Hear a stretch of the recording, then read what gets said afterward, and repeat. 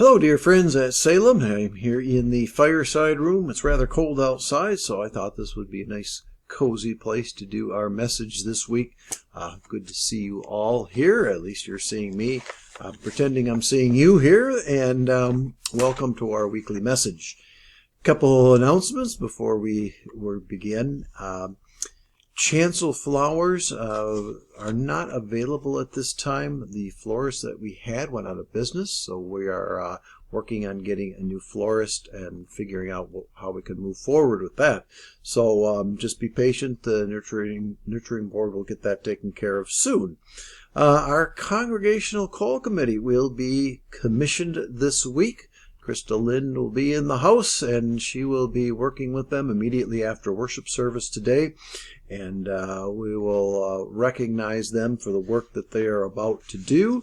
Those call committee members are Clyde Howes, Judy Hedger, Arlen Larson, Lana Pemberton, Ronnie Joaquin, and Paul Wyatt. Matthew Gaines and Scott Reed will serve as alternates. We thought that would be a good idea to have some alternates just in case. So they will be serving as your call committee, so if you have questions, please direct it to them. All Saints Sunday is this Sunday. Also remember that the clocks are falling back, and so if you're in church early, I'll know you forgot to set your clock back, but that's fine. We can talk, have a cup of coffee, and enjoy the hour.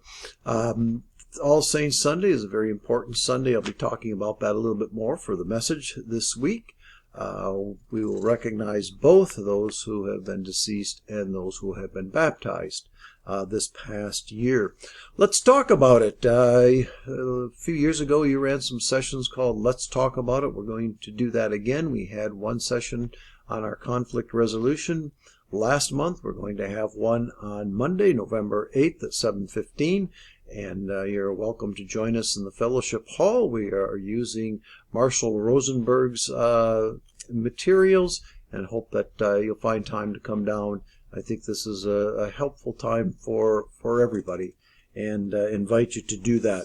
The day after, the Owls are getting together, and they are going to be doing some playing of bingo, and so if you're interested, 1:30 p.m. they are going to be meeting. Some opportunities for service. Winter outerwear drive for Moreland Elementary continues. There's a box down in the narthex if you would like to bring things. It's also the food drive and brown paper bag drive for neighbors this month of November. There's opportunities for you to give to that as well. There's a live radio play, It's a Wonderful Life. It's going to be raising some money for neighbors, and if you're interested, it's November 30th at the St. Paul Hotel. There's information hanging around the church, but you can contact Neighbors Inc. if you have any questions too. Lots of other things going on are coming up here at Salem Lutheran, and Michelle will be sending out the email blast. Always welcome you to look at the website, because that's always the latest information. But you can also look at your email blast, and we have the announcements on Sunday as well. And we'll be talking about the worship opportunities for Thanksgiving and Christmas Eve coming in the coming weeks as well. So this week, though, let's focus on what's important here on this week. It's November 1st is always All Saints Day, but we will be celebrating it on Sunday. Some congregations have the tradition of meeting on All Saints. In fact, Germany and France recognize it as a holiday. And though we don't here in America recognize it as a holiday, it's a very special day, and we will recognize it on Sunday. There's many traditions that go along with All Saints, bell ringings to the names of those who have been deceased the past years that were members of a congregation. Some congregations light candles. This congregation used to hang the names above up in the sanctuary, and there's all kinds of different ways to honor the deceased. All Saints, we look at it as Lutherans as a very generic word. It's not the canonized saints of the Catholic tradition, but we recognize it as the believers who have been served by the work of Jesus in the cross and the resurrection.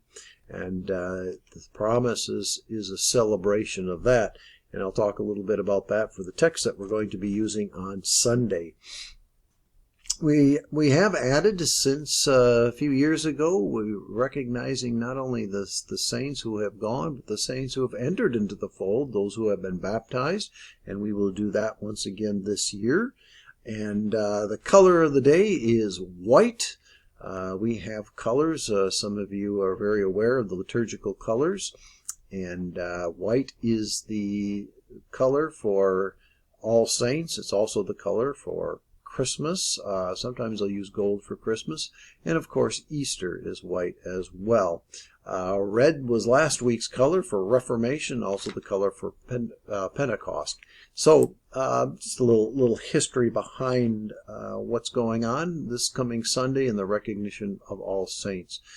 Steeped in tradition, many of you probably have never not known the holiday to be celebrated. We celebrate it using this year John's Gospel in the story of the raising of Lazarus, which makes a lot of sense because as we read the story, we believe that Lazarus is not only a friend of Jesus, and it states so earlier in the chapter, but also Lazarus represents all believers and the hope and the resurrection that we all have in Jesus Christ. It also predicts or foretells of Jesus' own death and resurrection as Jesus waits the 3 days before going back to raise Lazarus. The scene is engulfed with emotions, both grief and joy, and so I encourage you to read the whole chapter before you come to church on Sunday. I think it's helpful to get that background because it's a long story, but it's a long continuous story. We don't start until verse 32, so there's a lot of story that's in the background for John. Verse 32, when Mary reached the place where Jesus was and saw him, she fell at his feet and said, "Lord, if you had been here, my brother would not have died." So like I said, there's been a big story that's already set this up, and Lazarus has died, and Jesus now is returning after 3 days. He was with his disciples, and here we are in Bethany, and Jesus is once again with his friends, Mary and Martha, and Lazarus, with his disciples following behind.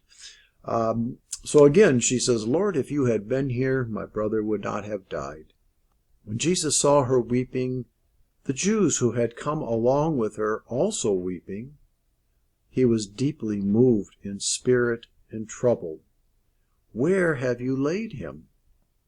So we have a deeply emotional scene, looks just like a funeral scene that we would expect, or that of the family who gathers after a recent death.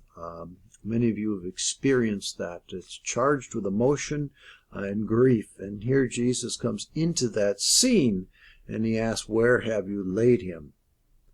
Jesus, "Well, come and see, Lord," they replied. Jesus wept. So there's not a lot of scenes where we see Jesus showing emotion. But this scene, when Jesus wept in the Greek, has a really deep emotional response, almost to a shaking or a quivering.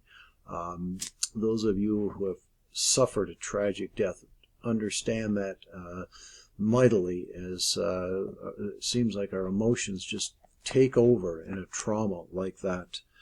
We never know how we're going to respond when we are approached with something like that, and we find that Jesus was very disturbed. Then the Jews said in verse 36, "See how he loved him."